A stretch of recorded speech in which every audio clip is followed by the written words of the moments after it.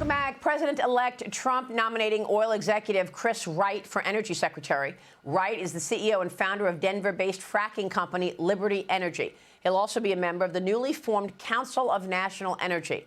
In a post on X, Wright says he will focus on making American energy more affordable, reliable, and secure, and that energy is the lifeblood that makes everything in life possible. Meanwhile, Trump officially nominating North Dakota Governor Doug Burgum for Interior Secretary.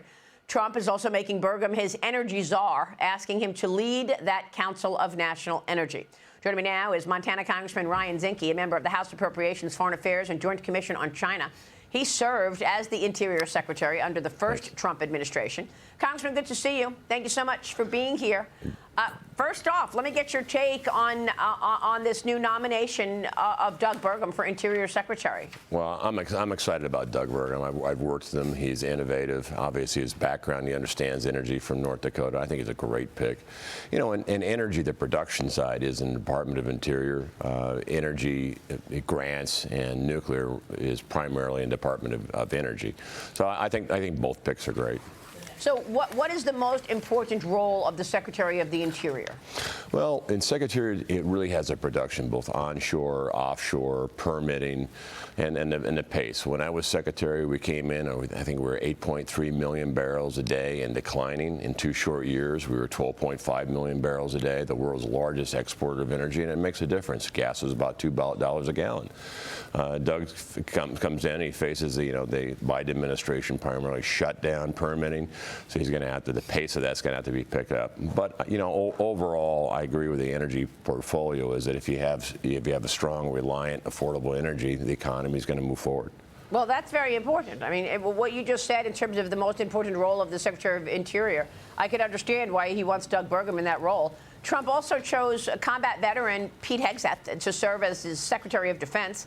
Critics are all over it, claiming that he's unqualified because he has no government experience. Meanwhile, Pete Hegseth did 2 tours in Afghanistan and Iraq and is a proud patriot. Congressman, I know you served as a Navy SEAL for more than 20 years. What do you make of the Hegseth pick?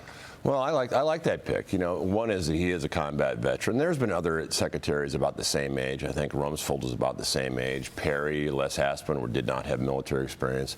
So what Pete Hegseth brings in is real experience.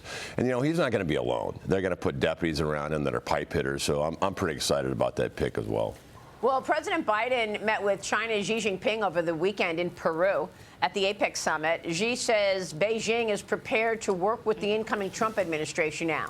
At the summit, Biden also awkwardly stood in the back corner of the so-called family photo at APEC. Look at this. I mean, Xi stood front and center in the photo, and Biden was all the way in the back. This is not the photo, but we're going to get to the photo in a second. The world leaders were ordered alphabetically by country, they claim. But past APEC photos show the U.S. President Trump in the center spot. Look at Trump there back in in past years, and even Biden was in the front in 2023, but not this time. He was relegated all the way to the back, Congressman. What do you think about it? Well, I would say a new change of guard. You have 4 conflicts. You have China, obviously, is looking at Taiwan. You have Israel. Missiles are coming in from Iran directly to Israel. You have Venezuela, which people don't talk about very much, and of course you have Ukraine. But a new commander-in-chief, I think people are going to pay attention. With Biden, you saw skirting of sanctions with Iran, and that was upwards of $80 billion. We saw where that went. I think those times are coming to an end on that. And Ukraine is as focused to solve. I think it can be solved, but you look at what's happening around the world. A new commander-in-chief, one is much more aggressive, and I think provides actually more stability in the country and in the world. Liz Peek, jump in here. Yes, good morning. Certainly energy production and energy policy is top of the list for the Trump team.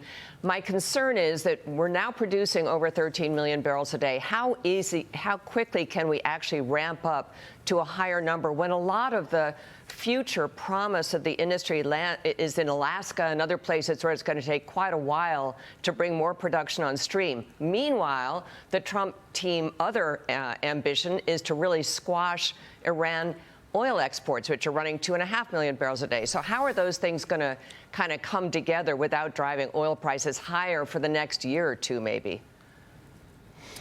You know, and I would say on the Permian's the big show in town, but also you look at where we're getting the heavy crudes. No doubt he's going to take another run, I think, on Canada. Those are heavy crudes coming in. We're getting from Venezuela right now, and sometimes Venezuela mines hydrocarbons with backhoes. So I think environmentally, I think we're going to look at moving forward and being cleaner on our energy portfolio. But I do think heavy crudes from North America and be less dependent upon our foreign adversaries for energy needs. I think that's a positive step. Absolutely. Great to see you, Congressman. Thanks very much for joining us this morning. Always a pleasure. Congressman Ryan Zinke there.